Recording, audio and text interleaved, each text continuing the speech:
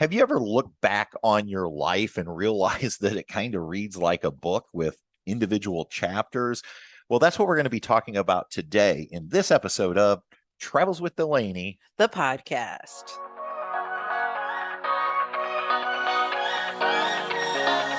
Welcome back, everyone. My name's Patrick. And I'm Patty. And we're so glad you stopped by for our episode number 6 of Holy our moly. podcast. Woohoo! I know we're moving with this Moving podcast on. thing. I know. So before we get into this week's topic, though, Patty, can you believe it is the end of the year? No, I can't. It feels like it was 4th of July and we were in Maine and it was summer and now it's almost done. I know. It is crazy how fast this year has went by. Yeah, if you think about it, it's just crazy. I guess it's just so busy. Yeah, and then I always feel like the end of the year really moves. Oh, it ramps up. It's like once you hit, Halloween, it's like zip, zip, zip. It's just because you have, you have Thanksgiving, and then from Thanksgiving to Christmas, there's really not much time. And this year, I think it's a little short. Sometimes we have a whole depending month. on how it falls. Right, how it falls. Well, and it's even shorter, I'm sure, for you in the sense that you are actually working through the 23rd this year. Right. Which is crazy. Whoever came with the schedule. We were talking about that today in the teachers' lounge. I guess they want to torture us a little bit. I don't know. But we just got to think of something fun to do because, they're going to want to do fun. And you're not going to be doing academics. I mean, you could throw in a little bit review stuff, but kids are going to be nuts, though. Oh, they're going to be worse than normal. Yeah, and at least at our school, on the last day before break, it's going to be a different schedule. It always is, and because they always want to do, our principal wants to do, a fun day with the athletics, and so he'll pick like the volleyball teams, the 8th grade and the 7th grade girls, and they play against staff. Now, thank goodness we have a lot of young staff this year because a lot of us old timers, and I know I'm an old timer, we have too many aches and pains and knee injuries, and I don't know. No, I'll do crowd control. So we'll be doing that day, and then I'm sure we'll do some more fun things. Last year we did some crafty things with the kids and watched some fun, like Olive the Other Reindeer little movie. So yeah, we'll figure out something fun. Yep. And I am getting ready to host a couple family get-togethers this year. We're going to be hosting Patty's family here at Tall Pine Lodge for both Thanksgiving and Christmas Eve. Yeah, it's just getting too hard for my mom and dad. Yeah. And so we'll do it.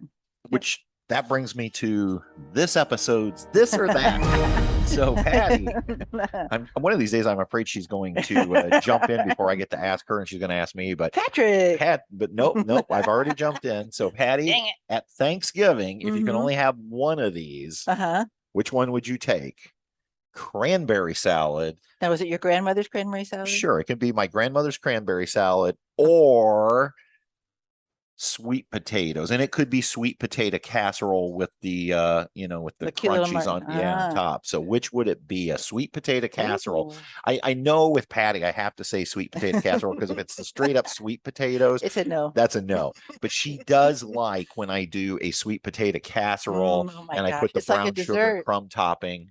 Yeah. So, or my grandmother's cranberry salad. Which one? This or that? You can only have one, though. That's a toughie. You made a tough one. They're both amazing.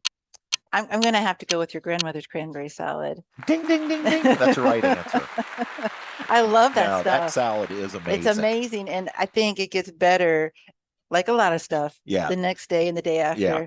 It is so good. It's got lemon jello in it, and it's got other things. Well, you start with fresh cranberries. It's kind of a pain to make because it's a process. It's like a 3-day deal. It takes 2 days to make, and then on the 3rd day it's ready to eat. So on day 1, you grind up the cranberries. You got to get them happy, and you put them in with a ton of sugar and ground up oranges, and you let it set. And then the next day you actually prepare it with the jello mixture. Sometimes you put celery in it. You can put nuts. Sometimes we don't because people have nut allergies. So, and if anybody's interested in knowing how to make that, we actually have a video on Travels with Delaney. I recorded it 5 years ago, and I talk you right through the process on video. Plus, the whole recipe is in the description of that video. And it's kind of funny when you look at the view chart since the beginning on that video. It's like a heart monitor. Yeah, it looks like an EKG because nobody watches it all year until about the middle of November. And from about the middle of November till the third week of December, there's a spike in views. And then as soon as Christmas is over, nobody watches it. So, but a lot of people, it anytime. It's good. Yeah, it's good. A lot of people are searching for cranberry recipes though this time of year. So anyway, all right. You knew that answer, didn't you? Well, no, because I do know you like when I make the sweet potato casserole. It's a good dessert. Let us know what do you guys like? Yeah. Do you even like cranberries? And maybe if you don't like them, maybe they just haven't tried Grandma's cranberries. I have a feeling, yes. So, Patty, we're going to talk today about how people's lives really look a lot like a book as the older they get. The chapters in a book. And there's chapters all along. You know, I think sometimes we think with our lives that it's one big chapter, but it's not really. No. And you know, we're now 50 somethings. Oh man, you put me in that category. Sorry, dear. Yes, we are officially in our 50s. Unfortunately, I'm a little further in than you are. And I was listening to Gary Vaynerchuk. Gary V. I love Gary V. And for those of you who don't know Gary Vaynerchuk, Gary Vaynerchuk owns VaynerX, and they have one of the largest advertising agencies really in the world. And he's kind of like a motivational speaker. He's definitely an entrepreneur. I think he's funny. And I listen to his podcast all the time. But anyway, I heard him talking to a group of individuals recently. And he was saying how a lot of times when people get to be like 45 years, 50 years old, they're thinking like their lives are over. And he says, he always tells them, shut up. It's halftime. It's just halftime because, you know, a lot of people do end up living to 90 or 100 years old. And he was just saying, when you get to 45 or 50, you shouldn't be like thinking about shutting it down. You should be saying, ramp it up. Ramp it up. You've still got a lot of life left in you. Some new adventures. Yeah. But, you know, I can see how people could think that because if you've had some tragic deaths in your family at a young age, you think, well, maybe I'm more than halfway. Maybe, but I think you still need to live every day to the fullest, and which has always kind of been our philosophy. That's why we go out in RV. We want to get out there and explore America. Absolutely. So anyway, today what we thought we would do is share with you some of the chapters in our lives. We're going to kind of look back on where we've come from. And I know a lot of times people on the YouTube channel say, we wish we could have more insights into you. And so we thought, well, this might be fun. And while we're talking about this, be thinking about your own lives and looking back on the chapters you've had. And what chapters do you want to write yet? Well, I can think of thinking about the first chapter, and it was an important chapter because when I met you. Well, sure. That seems like a good starting chapter. I don't know. Yes, I met you. How many people know? They probably don't know that story, do they? So maybe we should start there. All right, we'll start there. I knew Patrick when he was a young lad. He played a wee young lad. He was a baseball player. He had, you know. Now, when she says baseball player, I understand this is Little League. Well, let me get to it. Okay, let me tell it. All right. But you were a catcher, and my dad was a coach, and my brother sometimes played your team, and my dad coached Pony League. You played for my dad, and my brother played with you. So I kind of knew you, and I knew your family, and I played with your sister at these things. And then when we got into middle school, I really met your sister. So we looked a lot alike, and people thought we were twins, and we had a lot of fun, and we became best buds. And then I hung out with her some more. And then you just became part of the annoying family. Girl that came over to our house. And we'd hang out a bunch, but you know how girls are, they have sleepovers, and we would laugh into the night. And then as we got older, we were in high school together, we were in marching band together. You would sometimes pick me up for marching band practice. You and Angie would come and get me and take me home, and before I could drive. And so so I met you, and then we started dating in high school. I was a junior. And I remember on one of the first dates, you had Angie put a rose in my locker. Such a romantic. I don't even remember that, but okay. So anyway, because we'll have to keep this moving, otherwise we'll never get through all these chapters. But anyway, let's just do one last thing. First date was a drive-in movie theater. Okay. Yep. Do you remember what we saw? Troop Beverly Hills. I do remember that. And you had packed, now this isn't with shocking. Shelley Long. Yep. And he packed a cooler of food. Yeah. And drinks and so forth. You knew right from that moment what you were getting yourself into. Like, holy crap. Yeah, I know. So ultimately we ended up getting married. Yeah, we both got married to each other. Yeah. And then December 21st, 1991. Yeah, we've been married. This will be what, 31 years this year we're celebrating. So Whew.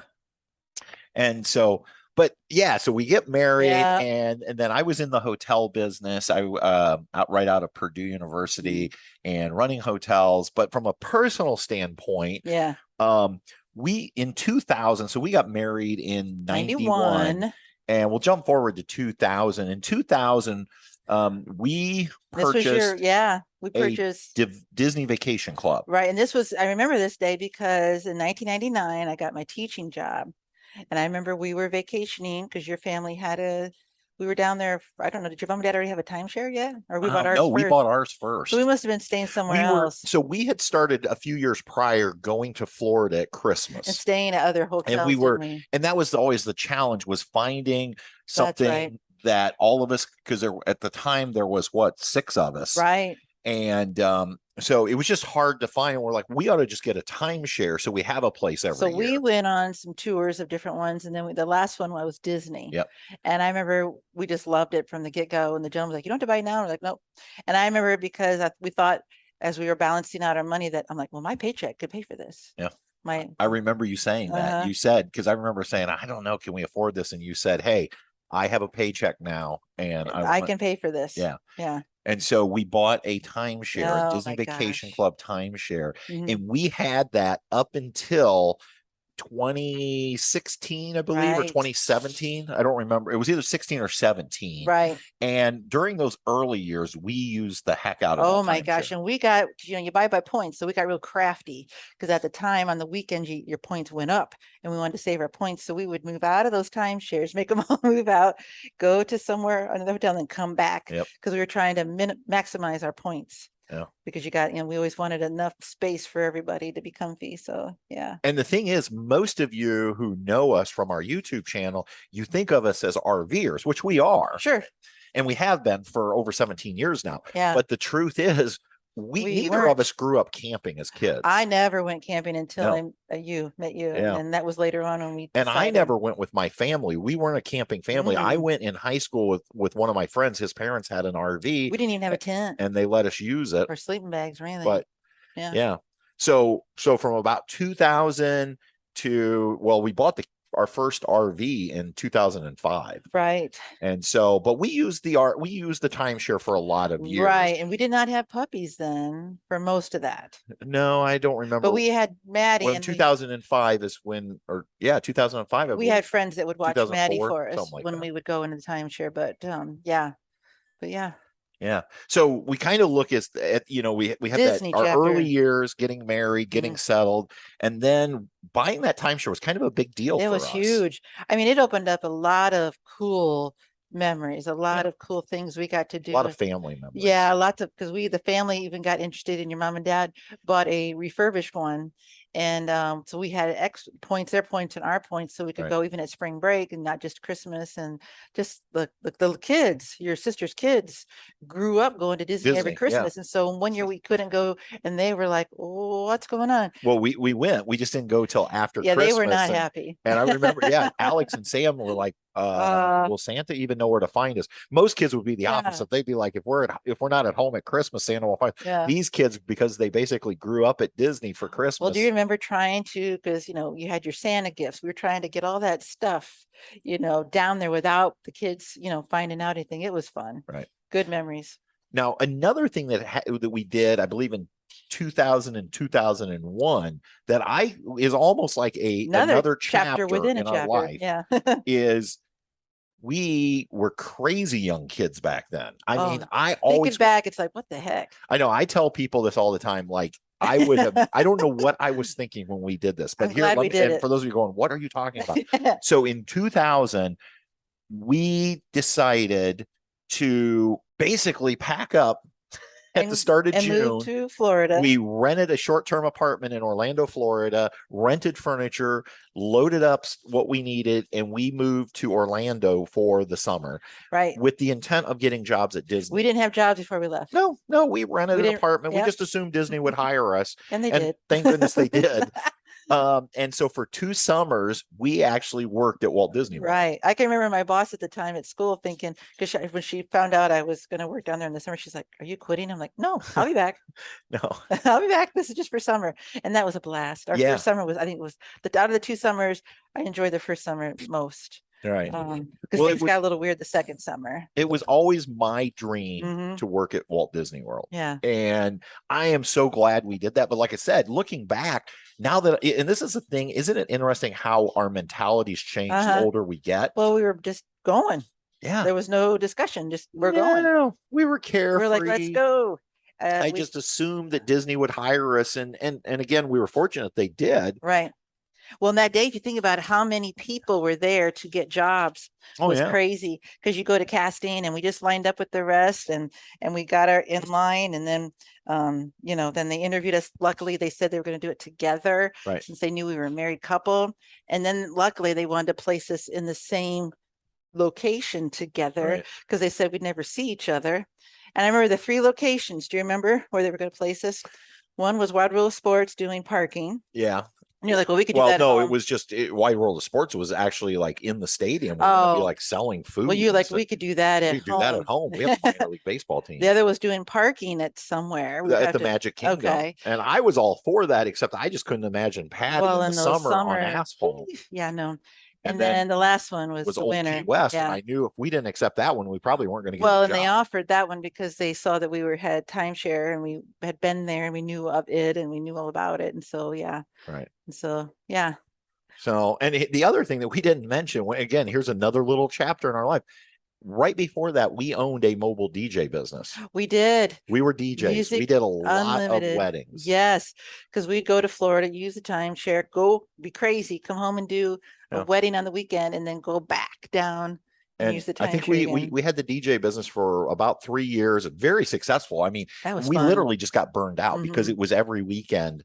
Well, and near the end, you had 2. We had 2 units going out, and we had a friend of ours was a partner. Yeah, and so ultimately, we just kind of shut it down, which was one of the worst decisions. In fact, if I was writing this book, one of the things I would say is one of the worst decisions of my life was shutting it down, because, and this is why, not that I necessarily wanted to continue to own it, but that music business, because we were so successful, had value, and we could have sold it. And let someone, and then we just could have had we literally shut down a working business, and we ended up giving away the equipment. We donated it to the college where I work at just to get it out of our backyard. I think I did sell the trailer. Right. We had lights and everything. Yeah. So we even put on little costumes for some of the songs. Yeah. Yeah. So, but anyway, that I digress. There's another chapter. Yeah. So, and then in 2005, we bought the RV, and that's the big chapter everybody knows about. Well, and that chapter came along because we had Maddie, and we were having trouble on one trip. We had a March trip. We were going on we like Civil War battlefields. So we had that kind of mini chapter. Right. We would go tour Civil War battlefields. Well, we should clarify we were doing that because I was writing a course. Right. And it was fun for the college, where we were going to be using the Civil War as a way to study leadership. And I needed to visit as many battlefields as possible. Well, and I love history stuff. Or at least that's what I told Patty. I loved it all. That was fun. And we were down in Jackson, Mississippi, weren't we? Yeah. And we had trouble finding Vicksburg, but finding a hotel with Maddie. And so then we got the idea of driving home on that little trip that, man, we need to get an RV. Yeah. And we were looking for a pop-up. And I know one of our friends at the time kind of said, like, oh, you go through these phases where you do things. Right. And I'm sure in a few years you won't be RVing. And here we are 17 years later going, because we do love our RV. Everybody knows that. It's fun. But even RVing has sub chapters. We have all those chapters. My goodness, we had, so many rigs. Well, not even so much the rigs, but in the beginning, the first couple of years, it was all about traveling. Right. And then we went for about 8 years where we were seasonal campers. Right. And then what is that, about 10 years? So now for the last 6 or 7, we have been back on the road. Well, then you throw in there, we were hikers on the AT. Well, that's a new chapter. Are you ready to move on to a new chapter of our life? Sure. Yeah. Well, during that RVing period, but there was a period of our life where we started backpacking. Well, I think it's during that seasonal time. Gas prices were kind of up like they are now. And we started watching on YouTube these young ladies, college girls hiking, and we're like, that looks like fun. We can do that. And so we got all the gear. And we went out. I think a lot of people, you just brought up something that I think is so important. You said we were watching YouTube. Yeah. And to me, one of the best things that YouTube can do for all of us is it can inspire us to go out and realize there is so much out there. And that's what it was. I started watching people backpacking. Initially, we were watching some people that like they were fit. Oh my gosh, were they fit? Like Syntax 77 and I didn't forget the name. I forget what the one gentleman's name, but we found it was 3 sisters from somewhere here in Indiana that had posted a YouTube video where they took off backpacking. They knew nothing about backpacking. No. And in fact, in the video, they joke like, Mom and Dad think we're going to die. And most parents do. Yeah. And I remember us sitting there saying, that looks like fun and we could do this. Right. And so we did like everything we do. We go in full bore. My goodness. We went out and bought a ton of equipment, tents and backpacks and sleeping pads and sleeping bags. And I think maybe the first time we went out, we were both thinking, what have we gotten ourselves into? It was a rough hike. I'll say was the first hike. It was with Jen Farr Davis. Yeah. On the AT, we started at. So we took a guide the first time. Yeah, she was our guide. And you had some people from Ivy Tech because it was where you work. It was a 20-mile hike. It was a student and another worker, right? She was a massage therapist. Yeah. And Penny. And so we went on this hike and it kicked my butt. Yeah. And it was the thing was, it was technically a downhill hike. Oh, no. And not really. But the problem is it's never a downhill hike because you go down a ways and you have to go up another mountain and then down a ways and up another down. Oh and my so, gosh. Yeah, so we did that. But we ended up hiking, which and some of you are going to be really impressed and others of you are going to go big deal. Big woo. Yeah. We hiked a little over 100 miles of the Appalachian Trail, which is 2,100 miles. So we barely scratched the surface. Yeah. And that's why I say some people would say, hey, the fact that you even did 100 miles is amazing. And other people would be like, you do realize there's people that hike the whole thing in like 3 months. Oh, yeah. Yeah. 4 months. They're athletic. Yeah. They're young. I guess our one claim to fame, if there is with the AT, was we hiked the entire state of Maryland. Yeah, which is actually a fairly short section, but we did the entire state of Maryland. And our pup at the time, Delaney, loved it. Right. She had her own little pack. Yep. Delaney would carry her own food and treats in her backpack. Yeah, I carried her water for her, but her pack had, so we could, not be hands free.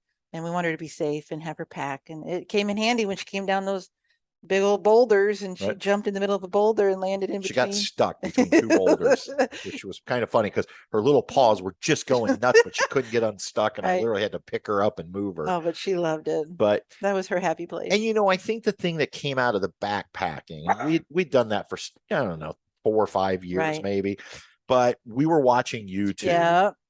And then I started making some videos on and posting them to YouTube just about our backpacking. And back then we didn't call it a channel or anything. It was just under my name, Patrick McCormick. And, but I was just playing around with the camera. Yes, we were showing our gear. The thing is, I've always done video and most people don't know this, but this goes way back. My parents had one of those big old camcorders that you put up on your shoulder. Huge. And so I would use that and take lots of video. But the other thing I would do besides taking video, I would take stills, set them in front of that old video camera, and I'd push record and I'd count like 1, 1,000, 2, 1,000, 3, 1,000. I hit stop and I'd take that picture away, put another picture. What I would end up with is basically a photo collage. Yeah. And then I would set it to music. Yep. And I don't even remember who I did that for initially. Well, we did it for some weddings. I did it for you did it for my school for like, because I take pictures. We had pictures throughout the whole school year, and we did like graduation. Yeah. And so I remember I did it for Angie and Darren's wedding, my sister and brother-in-law. And so, I mean, my videoing goes back. I mean, that was, now looking back, now you just take your digital photos and it'll automatically make it Well, for and you. you But know, he even did like trailers for our vacations. I did. I would film and make like these little, it was when I got my first MacBook. Yeah. And I used iMovie and I'd make little video trailers from our Some family of them are so vacations. Now, funny. none of those ever got uploaded. No. They can't be uploaded No. because they had popular music to Yeah. them. So they would get copyright claimed Yeah. right away. But some of them are so funny. Look back. so, but I, you know, most people think, oh, your YouTube channels because you started watching, you know, Less Junk, More Journey and KYD. No. The truth is the YouTubing kind of goes way back, and then the early videos were backpacking, and I really credit that to Stick. That was his name. That was Stick's his blog. name. Stick's blog. And Syntax 77. Yeah. And Syntax still posts videos on YouTube. Yeah, he's good. And then in 20 probably 16, we stopped backpacking because that was after you had broken your leg twice and we couldn't really backpack. No. And we started watching then again. I think some of the earliest ones we watched were KYD, Less Junk, More Journey, the folks that are now in a boat, the Winds. Yep. Yeah, we were watching the Winds they had early an RV on. then. Yeah. And I remember then the chapter of YouTube, which is kind of our current chapter, I guess.